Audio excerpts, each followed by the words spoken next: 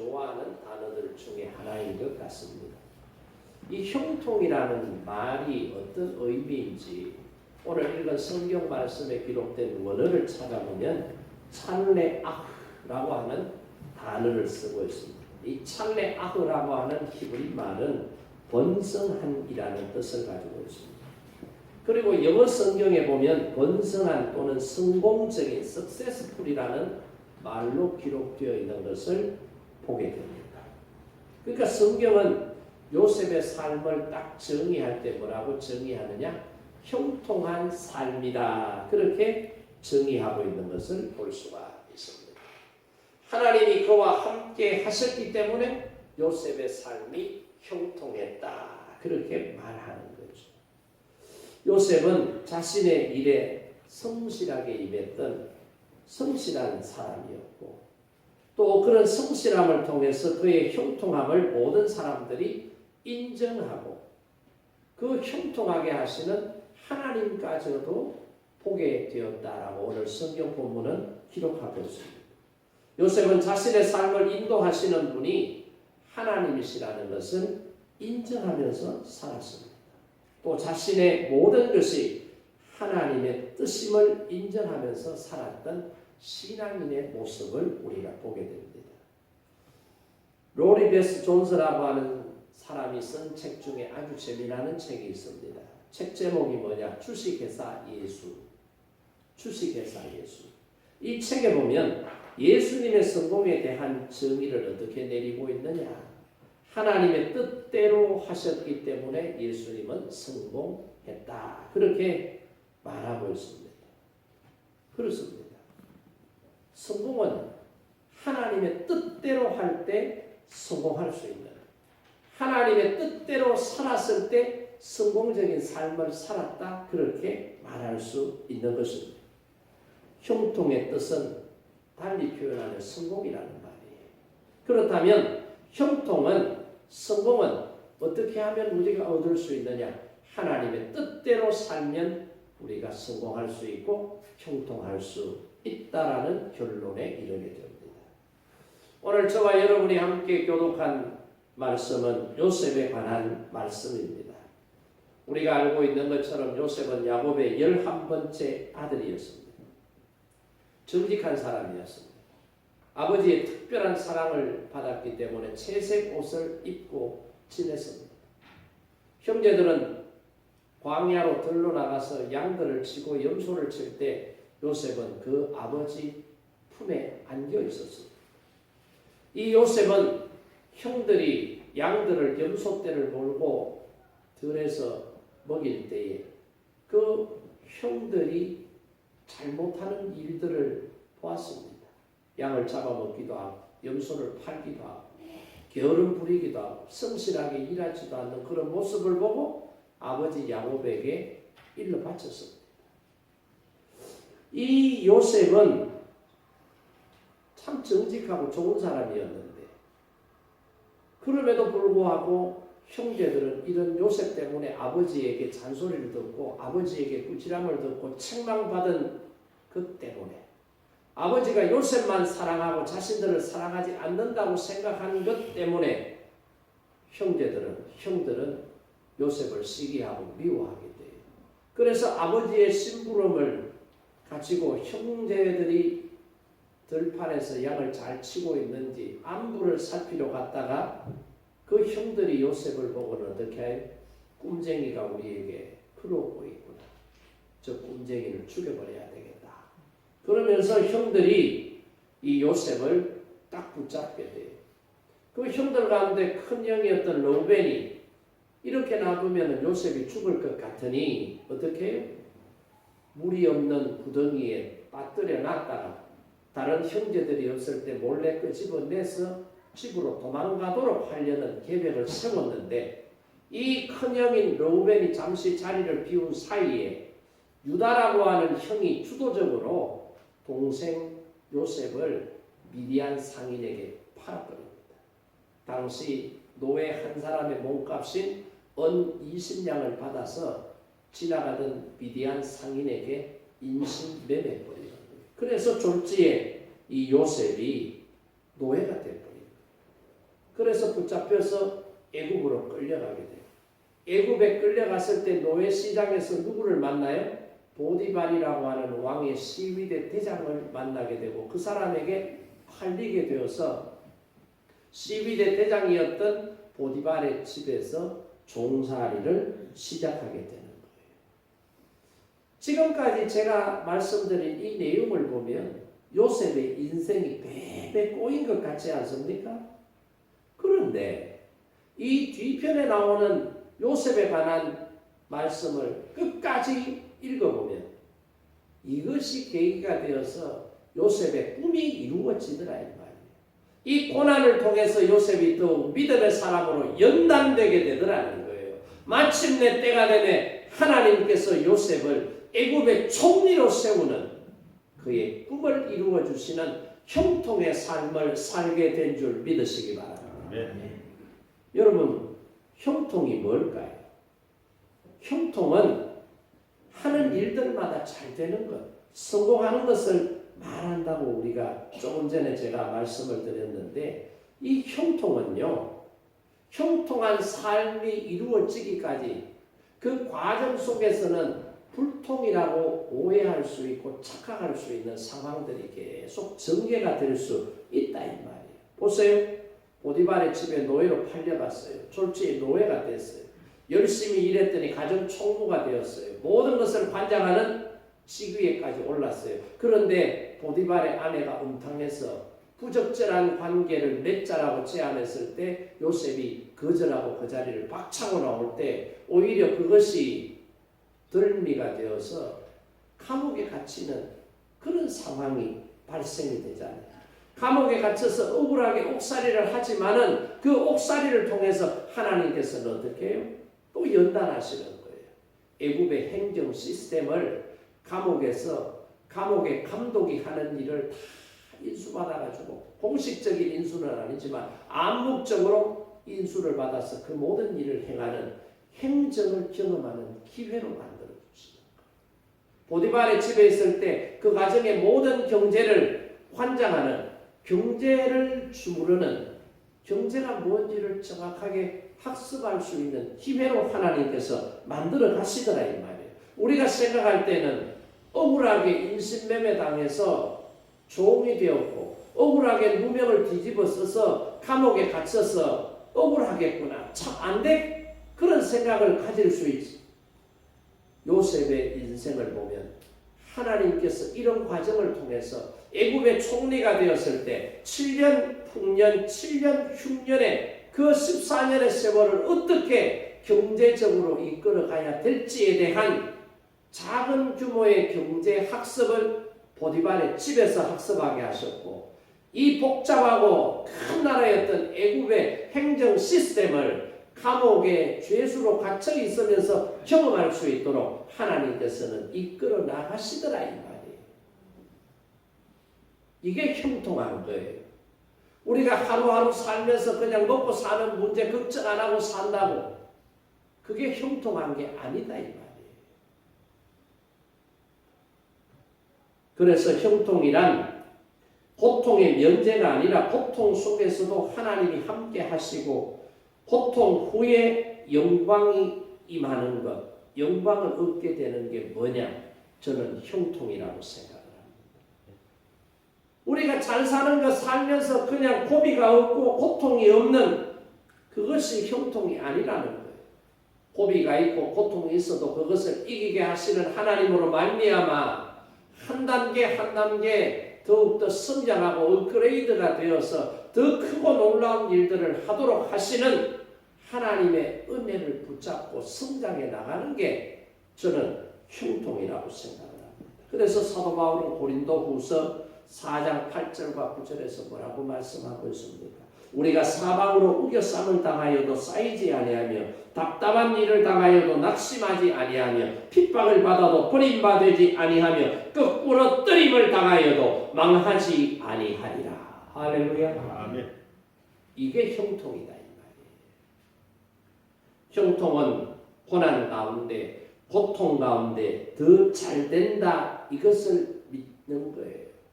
이것을 바라고 살아가는 거예요. 이것이 이루어지는 게 뭐예요? 형통이에요. 요셉이 훗날 그의 형제들을 만나서 하는 얘기를 보세요. 니들이 날 팔아먹은 나쁜 놈들이지. 그때는 내가 어리고 힘이 없어서 내가 팔렸지만 이제는 달라. 그때 내가 너희들에게 살려달라고 울며 불며 애원했던 건 너희들 기억하지? 내가 그때 당했던 그 슬픔과 고통과 수모의 1000배 만배를 너희들에게 지금부터 갚아줄 거야. 아니 너희들뿐만 아니라 너희 자식들까지도 모조리 내가 그렇게 닮아버릴 거야. 그렇게 말하지 않았어요. 뭐라고 말해요? 걱정하지 말아요. 형님들이 걱정하고 있는 것이 무엇인지 내가 잘 알아요. 아버지가 살아계실 때는 아버지 때문에 형님들을 위해하지 않고 요셉이 있다고 생각하겠지만 나는 그런 생각을 갖고 있지 않습니다. 형님들과 형님들의 가족을 해칠 마음을, 내가 복수할 마음을 가지고 있지 않습니다.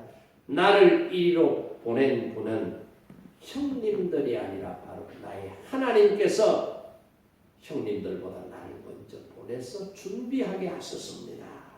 그렇게 창세기 45장에 보면은 요셉이 고백하고 있는 것을 우리가 보게 됩니다. 이게 뭐예요?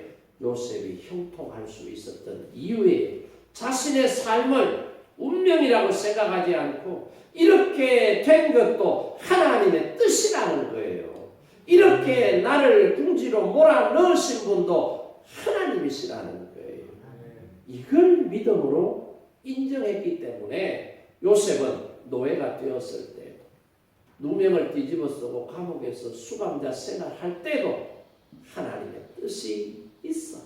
그 뜻을 이루어가는 과정이야라는 그런 긍정적 신앙의 해석을 했기 때문에 요셉이 지금의 총리가 될 수 있었고, 가족들의 생명을 살려내고 고대 근동 지방의 가뭄과 기근이 들었을 때 수많은 사람들의 생명을 건져내는 하나님의 구속사를 이루어내는 쓰임받는 하나님의 사람이 되었다라고 하는 사실을 저와 여러분이 알아야 돼요.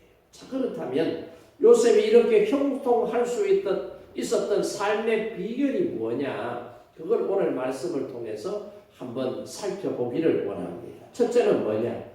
요셉이 형통할 수 있었던 것은 여호와 하나님께서 자신과 함께 하셨기 때문이라는 믿음이 있었기 때문이다. 믿음. 하나님이 나와 함께 하신다는 믿음이 있었기 때문이다. 자, 오늘 성경 말씀 2절에 보세요. 거기에 보면 여호와께서 요셉과 함께 하심으로 그렇게 기록이 되어 있죠. 또 3절 말씀해 보세요. 거기에 보면 그 주인이 여호와께서 그와 함께 하심을 보며 그렇게 기록하고 있습니다. 여호와께서 그와 함께 하심을 보며, 이 말은 보디발이 한 말이거든요. 그러니까 요셉이 형통할 수 있었던 것은 철저하게 하나님이 그와 함께 하셨기 때문에 가능했다, 이 말씀입니다. 여러분, 우리가 형통할 수 있는 것은 우리의 재주와 실력으로 형통할 수 있는 게 아니에요. 우리가 계획을 잘 세우고 준비를 잘해서 형통할 수 있는 게 아니에요. 우리가 형통할 수 있는 것은 하나님이 우리와 함께 하시기 때문인 줄 믿으시기 바랍니다. 아멘. 우리 스스로가 우리의 힘으로 형통할 수가 없어요. 인간이 할 수 있는 것은 극히 제한적이에요. 그래서 성경은 뭐라고 말씀하고 있느냐? 성경을 읽을 때 잘 읽어보세요. 형통한 자가 되어라고 되어 있습니다. 형통한 자가 되어. 내가 만드는 게 아니에요. 형통은 내가 형통을 이루어 나가는 게 아니에요. 형통은 되는 거예요. 하나님께서 나로 하여금 형통하게 만들어 주신다는 것을 분명하게 성경이 증언하고 있습니다. 형통하게 되어, 형통한 자가 되어. 그러니까 형통은 내게서 나는 것이 아니라 하나님으로부터 내게 주어지는 선물이다, 이 말씀이죠. 우리는 하나님께서 하시는 대로 형통하게 됩니다. 하나님이 나와 함께 하시는 것은 내게 주신 하나님의 은혜다, 이 말. 성경에도 보세요.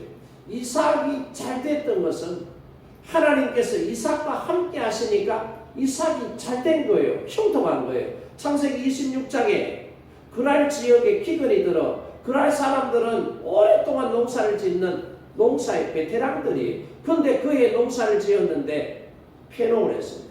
그런데 그 땅에서 같이 농사를 지었던 이삭은 어떻게 해요? 가을에 추수를 해보니까 몇 배나 소득을 얻었다는 거예요. 100배나 소득을 얻더라. 누가 함께 하시니까?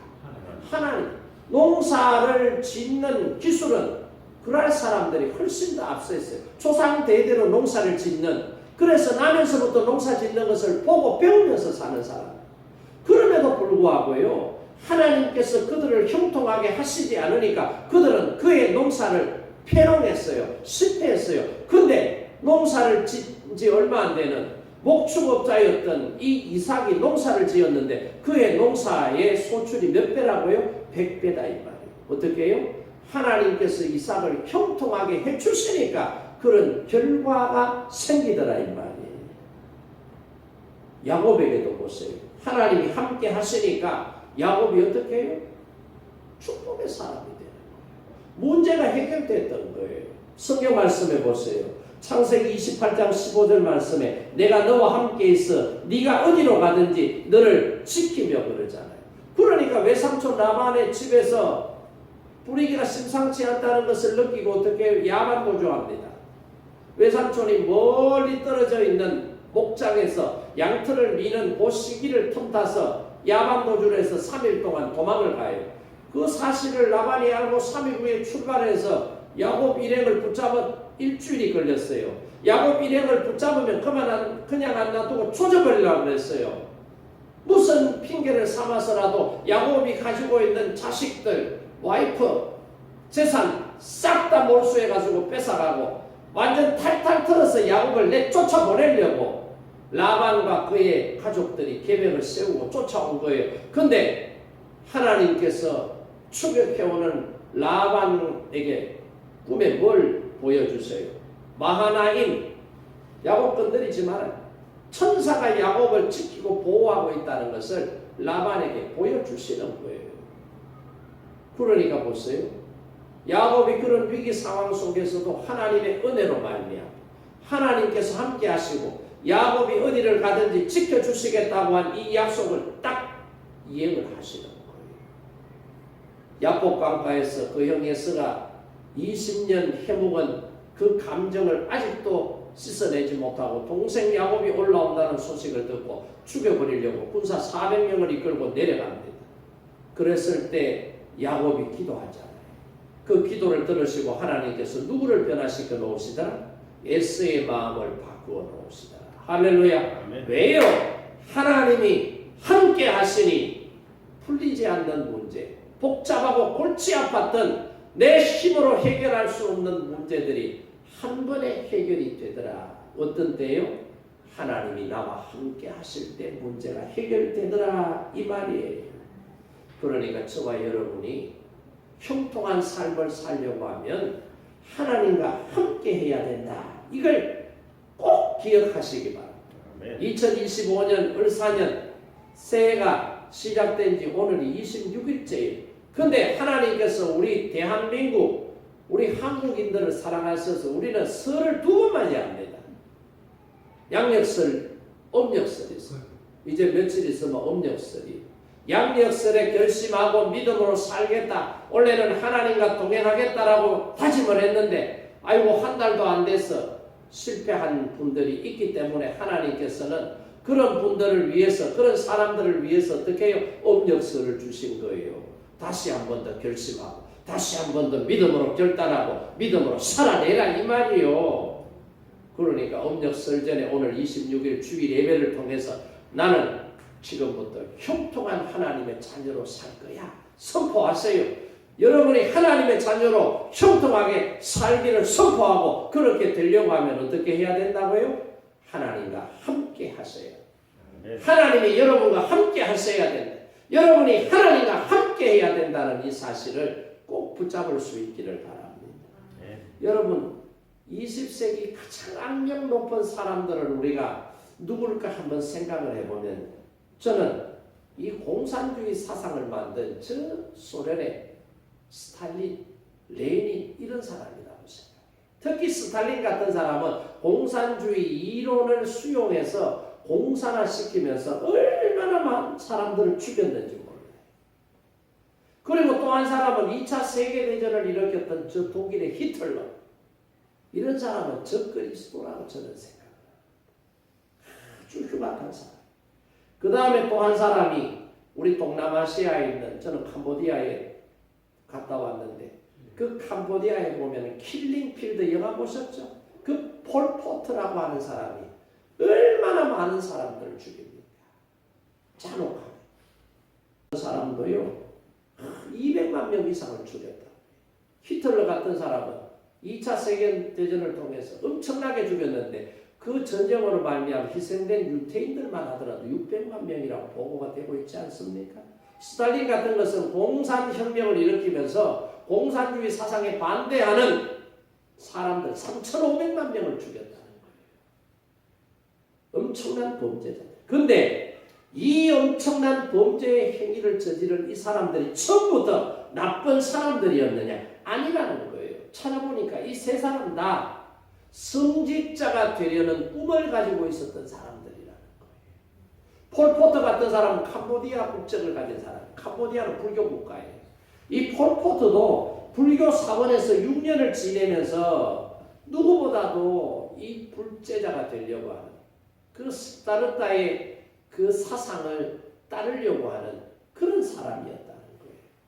그런데 20대에 국가에서 장학금을 지원해서 프랑스로 유학을 보내준 거예요. 프랑스에 유학 가서 새로운 학문과 신문물을 접하면서 거기에서 무슨 사상을 받아들이느냐? 공산주의 사상을 받아들이게 돼요. 폴포트가. 그래서 공산주의에 물들어서 이 사람이 공산혁명을 일으키고 공산혁명을 일으켜서 정권을 찬탈하고 장악하고 권력을 다져나가는 과정에서 반대하는 사람들, 지식인들, 이런 사람들 200만 명 이상을 죽여요. 실제로 그 킬링필드 영화도 봤지만은 거기 캄보디아의 어느 지역에 가면 해골로 탑을 만들어 놓고요. 살해 현장을 지금도 보존하고 있는데 안경만 껴도 잡아서 죽여버려요.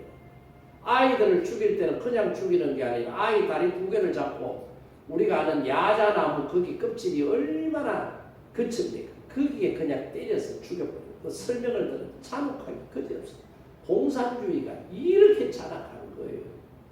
아니 불교 사원에서 불제자가 되어서 성녀가 되려고 했던 사람이 공산주의 사상이 들어가니까 자기의 권력욕을 펼치기 위해서 권력을 얻고 난 다음에 200만 명 이상을 학살하는 잔혹한 인간이 되더라 이 말이에요.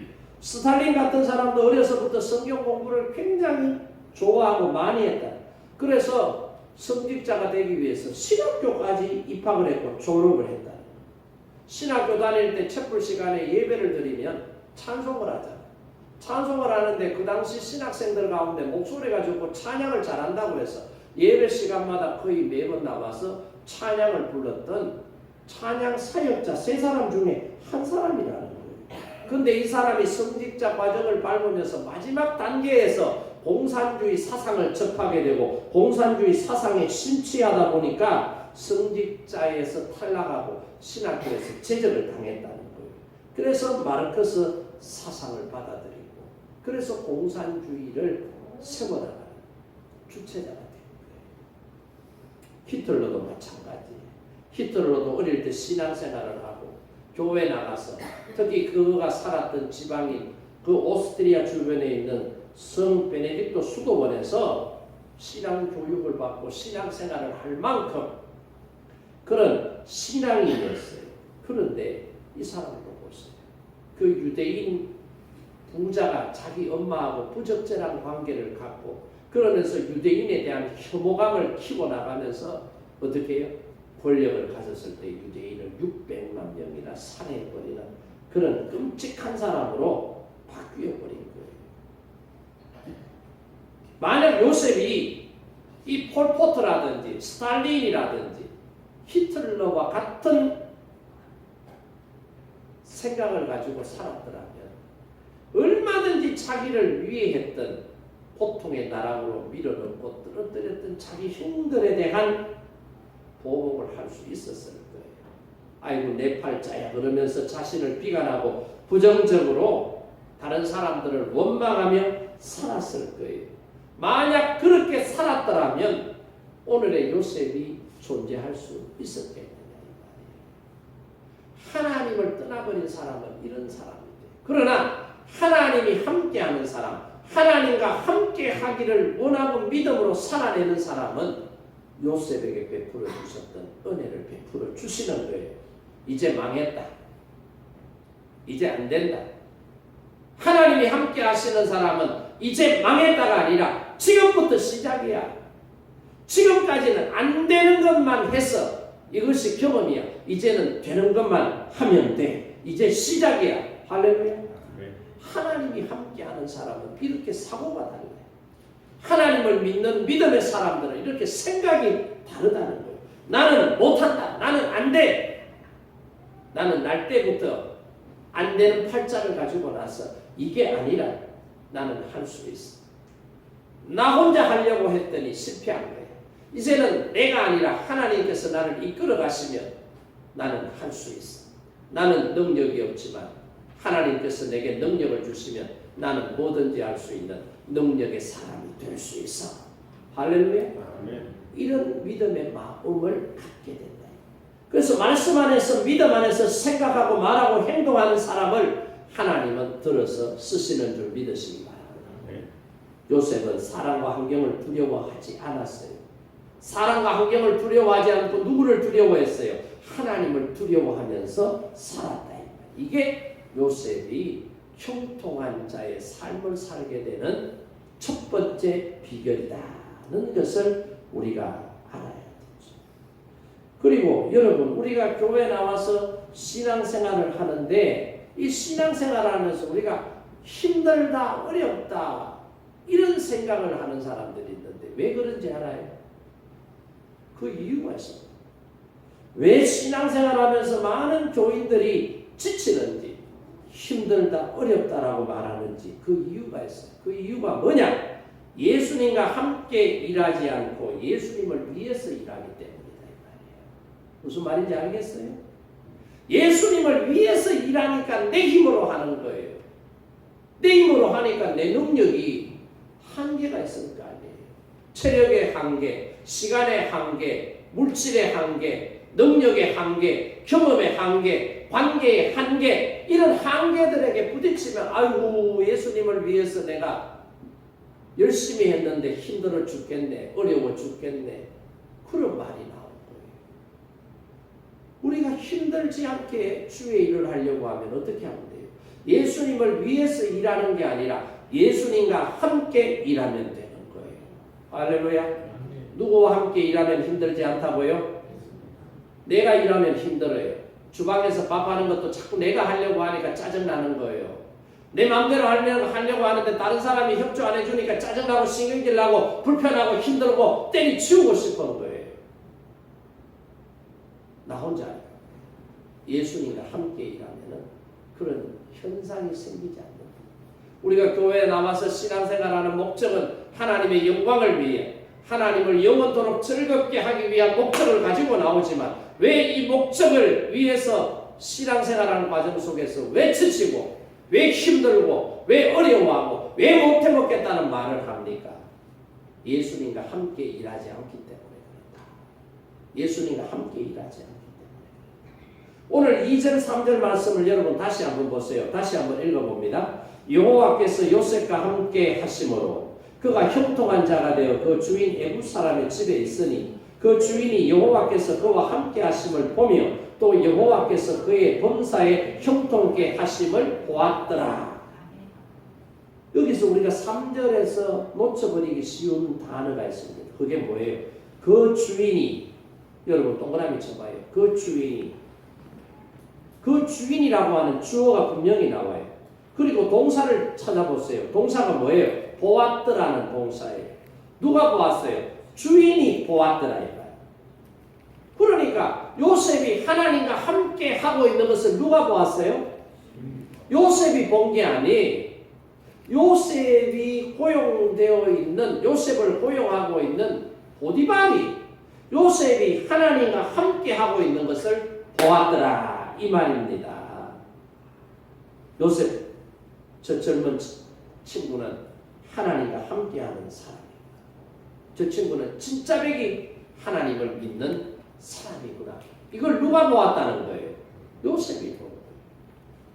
우리가 신앙생활하면서 나는 믿음생활 이만하면 열심히 하는 사람, 나는 이만큼 하면 잘하는 사람이야. 여러분이 그렇게 생각하는 것도 중요하지만 더 중요한 건 여러분 주변에 있는 사람들이 저 정도 믿음생활하면 보통 사람이 됩니다. 여러분 주변에 있는 사람이 여러분의 신앙생활하고 살아가는 모습을 통해서 하나님과 함께하고 있는 모습이 나타나야 그게 진짜 그리스도인이다 이 말이에요. 요셉은 그게 된 사람이에요. 그러니까 보디발이 하나님을 안 믿는 사람, 하나님을 모르는 사람이에요. 그런데도 요셉이 그 집에 종으로 들어와서 신앙생활하고 하나님을 믿는 믿음을 보았어요. 그리고 믿는 사람이 살아가는 삶의 모습을 보았어요. 그러니 보디발이 딱 판단하기를 하나님이 요셉과 함께하고 있구나. 이걸 깨닫고 지금 말하고 있다. 이 말이에요. 여러분이 형통하려고 하면 어떻게 하면 된다고요? 하나님이 여러분과 함께 하셔야 돼요. 여러분이 하나님과 함께하는 삶을 살아갈 때 하나님께서는 여러분의 인생을 형통하게 열어가실 줄 믿으시기 바랍니다. 자, 그러면 두 번째는 형통의 범위가 어디냐? 요만한 부분에서는 요 일에서는 잘되게 성공하게 형통하게 해줬는데 이 일에서는 형통하지 않더라, 안 되더라, 실패하더라 이러면 이게 형통이라고 말할 수 있느냐 없느냐 없다. 그러니까 형통의 범위를 오늘 성경에 읽어보면 3절 말씀 보세요. 다시 3절 읽어봅니다. 그의 주인이 여호와께서 그와 함께 하심을 보며 또 여호와께서 그의 범사에 형통하심을 보았더라. 아멘. 어디에 형통하더라고요? 범사에. 범사라는 말은 모든 것이라는 뜻이, 항상이라는 뜻이. 그러니까 모든 일에 하는 일들마다 잘되고 성공하고 그게 형통이다. 이걸 설명해 주고 있는 거예요. 그러니까 범사가 아니면은 이 형통이라는 말을 우리가 쓸 수가 없습니다. 그때 예수 안 믿는 사람들이 쓰는 말이 뭐예요? 재수 좋아서 그렇게 된다. 운 좋아서 그렇게 된다. 그런 표현이 있어요. 그러니까 부분적으로 형통한 것을 성경에서는 형통이다. 그렇게 표현하지 않고 있다. 이 말입니다. 여러분 사도 바울을 보세요. 바울 사도가 이 로마의 죄수의 신부로 압송이 되잖아요. 아데라묵데논이라고 하는 배. 이 배를 타고 276명이 함께 승선을 해서 이제 로마로 갑니다. 그런데 로마로 가는 그 시기가 좋지 않아요. 왜? 지중해를 통해서 로마로 가는데 그때 이 지중해는 큰 바람, 폭풍들이 일어날 수 있는 그런 계절이었기 때문에 조금 늦추자고 말했는데도 선주, 그러니까 배 주인이 돈을 벌어야 될 거 아니에요. 화물을 싣고 사람을 싣고 날라서 거기에서 이익을 챙겨야 되는데 시간을 미루면은 이익이 그만큼 줄어드는 거예요. 그래서 지금 가는 게 좋겠다 해서 바울 사도가 만류했음에도 불구하고 어떻게 해요? 가게 됩니다. 그런데 가다가 유라굴라라고 하는 광풍을 만나요. 그렇죠? 그래서 배가 2주일 동안 바다 위에서 죽을 고생을 합니다. 그 배에 탔던 사람들이 죽을 고생을 합니다. 햇볕도 나지 않고 비바람이 몰아치면서 배가 그러니까 그 배에 실었던 화물들을 어떻게 해요? 바다에 다 던져요. 왜? 무게가 많이 나가면 파도가 이름이고 축을 출 때에 그 파도의 물결이 들어올 수 있으니 가능한 한 배를 가볍게 해야 돼요. 그래서 실었던 모든 화물들을 거의 다 버려요. 곡식도 버리고 진기한 물품들도 다 버리면서 배를 가볍게 해요. 그래서 약 2주간을 버텨요. 그리고 날씨가 좋아졌어요.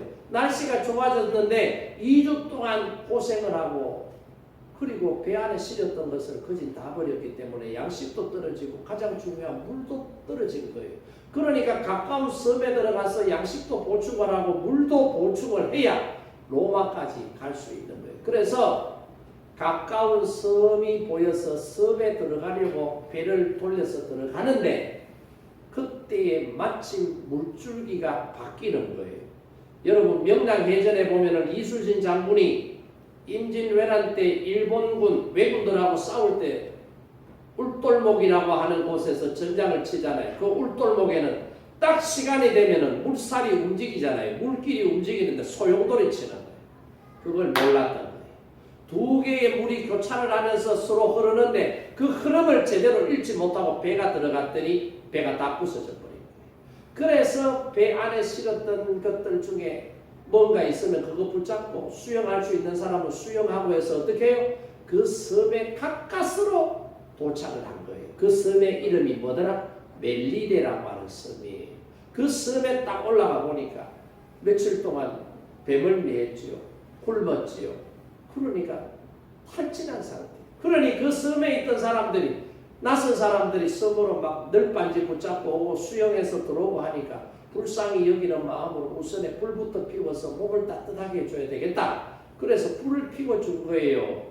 근데 나무라고 하는 것이 불타고 나면은 없어지잖아요. 째가 되잖아요. 그러니까 주워온 나무들을 가지고 다시 장작 더미에다가 지피려고 사도 바울이 장작을 하나 들고는 나무를 하나 들고는 불에 갖다 넣었더니 아이고 그 나무 속에 뭐가 숨어 있었어요? 독사가 한 마리 숨어 있었던 거야. 그게 탁 놀라서 나오면서 바울의 손을 딱 깨물어. 그러니까 사람들이 보고는 놀라는 아유 큰일 났다. 저 뱀은 독뱀인데 저 뱀에 물리면은 사람이 퉁퉁 붓고 숨을 못 쉬고 신경이 마비가 돼서 죽을 텐데 큰일 났다. 저 사람이 죄수의 신분인데 재수가 좋아서 바다에 폭풍이 일었을 때는 목숨을 건졌는데 멜리데 섬에 왔는데 죄값을 치르는구나. 사람들이 그 생각을 하고 있어요. 그런데 시간이 지나면 퉁퉁 붓고 호흡이 가빠지고 쓰러지고 죽어야 되는데 안 죽는 거예요. 그러니까 이 멜리데 섬에 추장했던 보블리오라고 하는 사람이 보니까 희한하거든. 그러니까 자신들이 섬에 살면서 미신으로 섬기고 우상을 섬겼던 것들 아이고 그거는 유도 아니네. 이 사람이 도대체 누구를 믿길래 독뱀한테 물렸, 독사한테 물렸는데도 죽지 않고 이렇게 멀쩡하게 살아있나? 그러면서 바짝 엎드리는 거예요. 당신은 사람이지만 신이요. 그러면서 막 바울처럼 바울을 신으로 막 모시려고 하는 거예요. 그러니까 졸지에 보세요. 로마에 재판받으러 가던 바울이 중간에 폭풍을 만나서 배가 파손을 하고 섬에 들어왔는데 독사에 물리는 이 사건을 통해서 하나님께서는 멜리데 섬에 살고 있는 이 불쌍한 영혼들을 어떻게 해요? 복음으로 구원하시더라. 할렐루야. 아멘.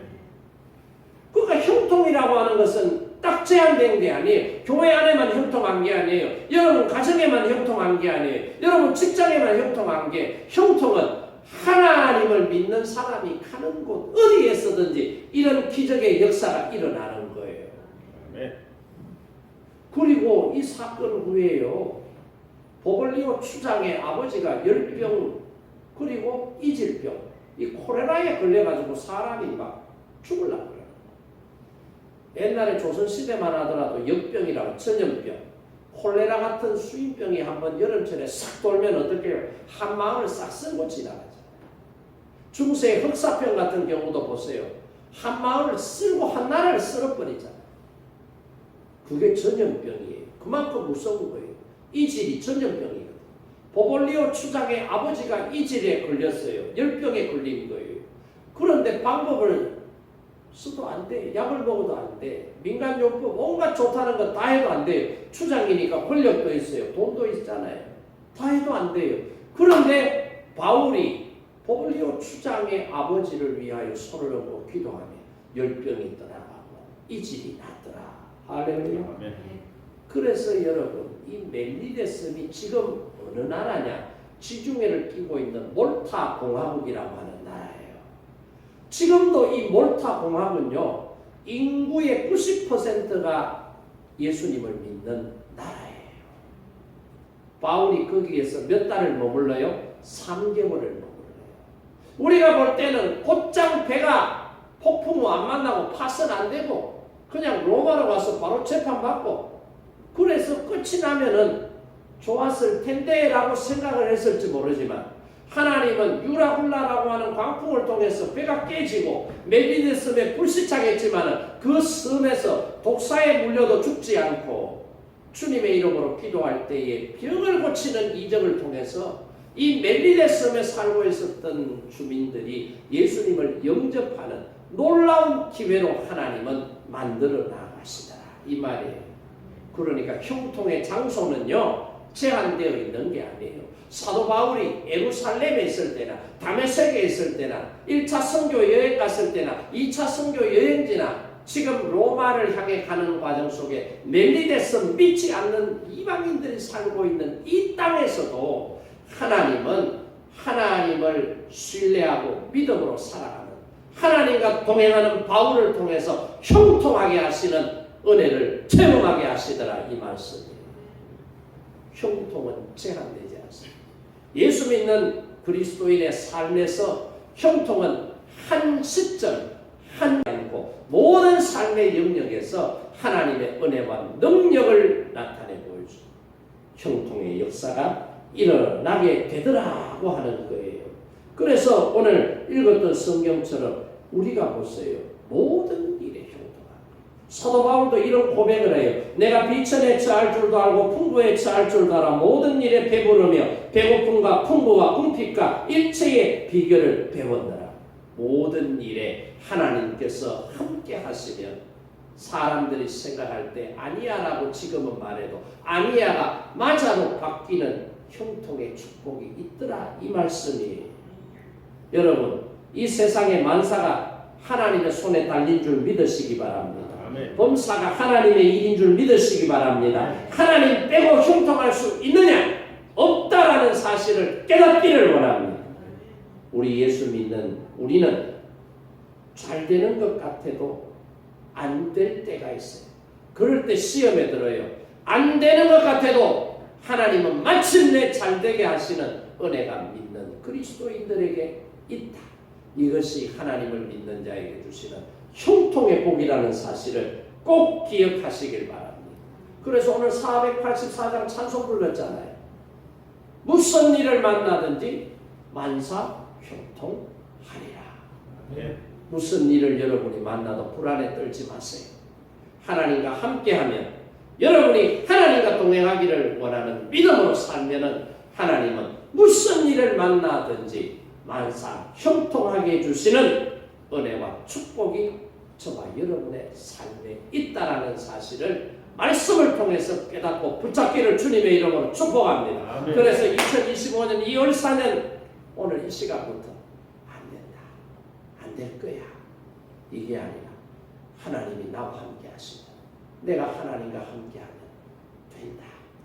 된다. 된다. 네. 형통의 은혜와 축복이 저와 여러분 가운데 있기를 바랍니다. 아멘. 그렇습니다. 요셉의 성공의 핵심은 뭐냐? 하나님과의 관계에 있습니다. 하나님과 함께하니 그가 형통했다 이 말이에요. 따라서 오늘 저와 여러분도 하나님과의 관계가 성공적으로 이루어져야 돼요. 어떤 환경에서도 하나님은 나를 버리지 아니하신다는 이 믿음의 확신 가지고 하나님과 동행할 때 저와 여러분은 형통의 축복을 누릴 수 있다라고 하는 이 말씀 붙잡고 지금부터 형통한 여러분 되시기를 주님의 이름으로 축복합니다. 아멘.